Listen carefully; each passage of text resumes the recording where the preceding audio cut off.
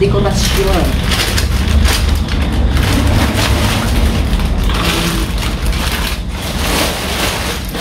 Shopee.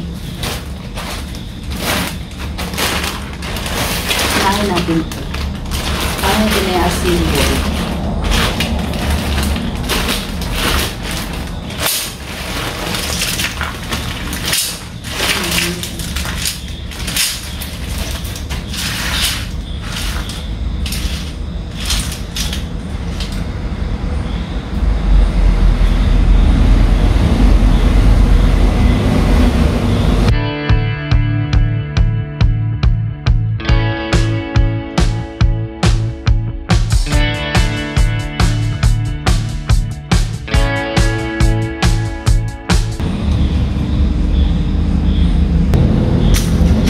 Yung apat na bilog.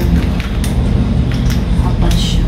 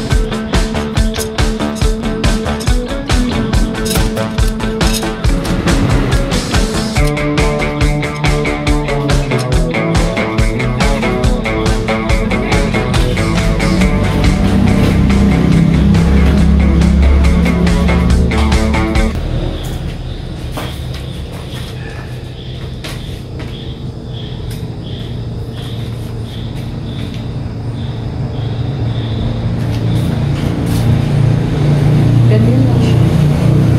Para siya parang ilalagay dito yung mga dekorasyon or Christmas lights. So natapos rin natin yung ating ina-symbol na hindi ko alam kung anong pangalan nito. Para siyang pang dekorasyon ng pang Christmas. So tingnan natin, bali apat siya. Ayan po yung nagawa natin ngayon. Bali, lalagyan siya ng paso dyan sa ilalim. Ayan, yun po siya. Lalagyan siya dyan ng paso sa ilalim. Tapos, pwede siya lalagyan ng ilaw. Ayan, maganda siya. Lalo na siya maganda pag, pag malagyan na siyang mga halaman. Ayan. Tapos rin natin yung apat nating pag-assemble. Ang haba pala niya. So, yun lang guys. Thank you for watching. Bye-bye.